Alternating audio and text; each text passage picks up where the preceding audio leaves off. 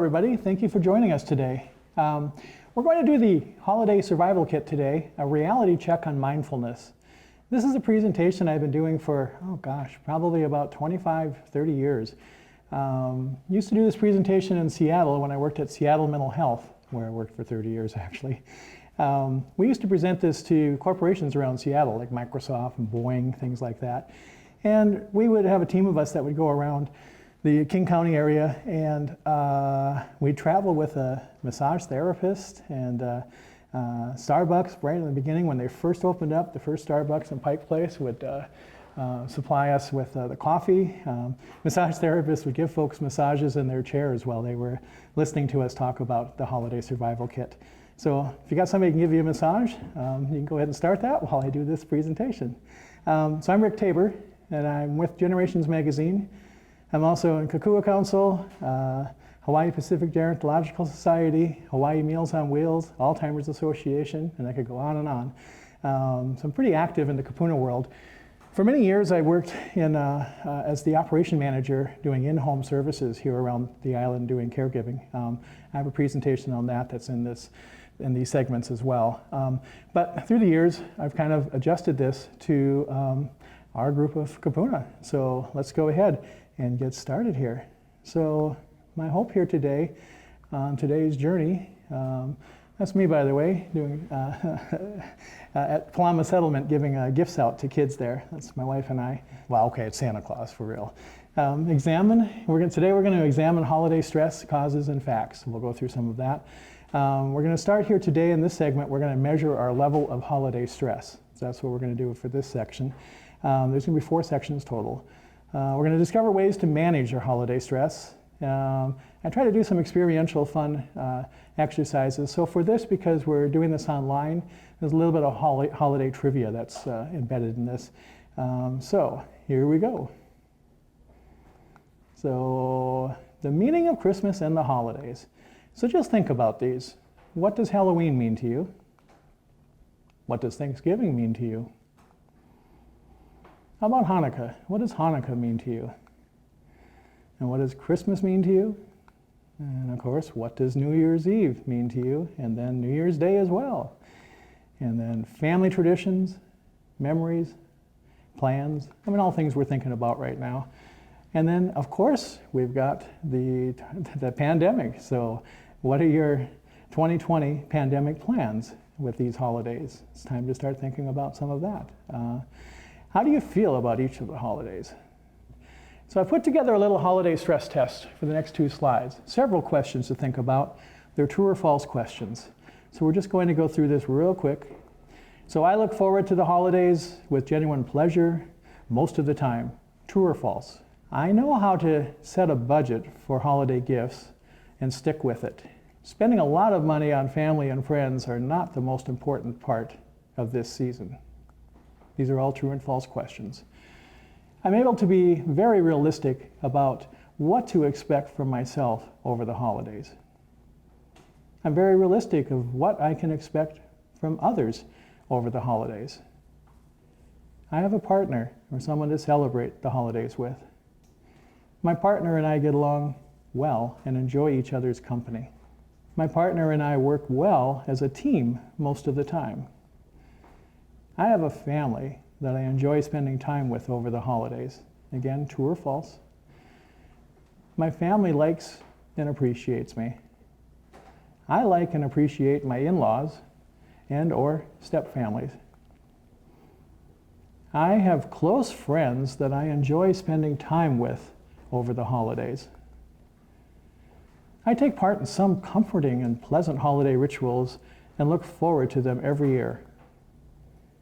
Getting approval is not very important to me. I know healthy ways to cope if I start to feel overwhelmed. I have ways of giving to others in my community. I'm not overly scheduled and have a pretty good balance of work, fun, and relaxation. I know how to say no. I am able to schedule downtime for myself on a regular basis. I eat healthily, drink alcohol moderately or not at all, and get at least 30 minutes of aerobic exercise daily. Okay? Again, part 2, true or false. I am providing care for an ill or disabled family member. I have had many losses over the last 2 years. I have enough money to cover my basic needs. I had a reasonably happy childhood with fond holiday memories. I'm never affected by the holiday blues. And last, my health, physically, mentally, and emotionally is good. Okay, so I ask those, of course, just to kind of get a baseline as to where you're at as you enter this holiday season and future holiday seasons. And these, I'm going to step out of holidays for a bit. These kind of affect us throughout life as well. So it just kind of sets, if you will, a baseline for these presentations that I'm about to do here with us. Okay, and it's just for you to think about. So obviously the falses that you had, those are your stressors, okay? The trues, those are your assets, those are your strengths. So those are things that you can build on, okay? And we all have, you know, human lives with human things going on within them. So let's go forward here. All right, so the great pumpkin rises. Expectations versus reality at the holidays.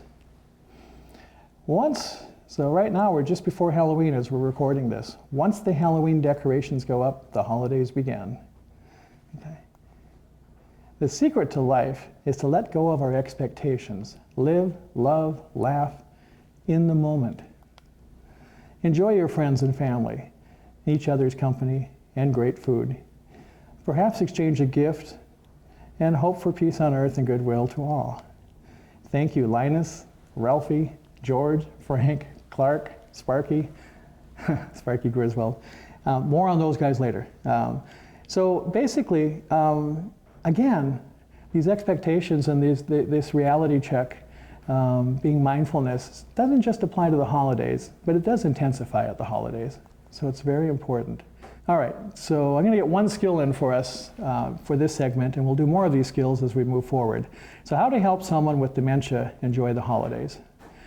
So first we want to adapt holiday activities to the individual's dementia needs. And to do that, we need to prepare together. So prepare things together, maybe do some activities together like mixing a batter of cookie batter, decorate cookies, open holiday cards, or make simple decorations, focus on tasks rather than outcome. It doesn't matter how many you get done, just doing the activity together is kind of fun, puts the holiday spin on things. So you do what they can manage. Host a small gathering, maybe. This is 2020, we're going to talk about that a little bit too here. But host a small gathering, aim to keep celebrations safe, quiet, and relaxed. Avoid disruptions. Plan a gathering at the best time of the day for the person with dementia or other issues. Keep daily routines in place as much as possible. So you know when your kapuna that you're caring for, or even yourself, you know what your strong times of the day are and what your not so good times of the day are. So plan around those times. Provide a quiet place. If you are having guests over, provide a quiet place for the person with dementia or again other kapuna kind of issues to have time alone, to visit maybe one-on-one with a person rather than taking on everybody all at one time. Plan meaningful activities. You might read a favorite holiday story or look at photo albums, especially ones around the holiday kind of pictures. Watch a favorite holiday movie, maybe sing some songs. Keep your outings brief. If you'll be attending a holiday gathering, plan to be brief or to be prepared to leave early if necessary. Make sure there's a place to rest or take a break. Have an escape plan. And make sure folks know that you may need to do that. Okay, we're going to stop there for right now. This is part 1 of 4 parts. Thank you.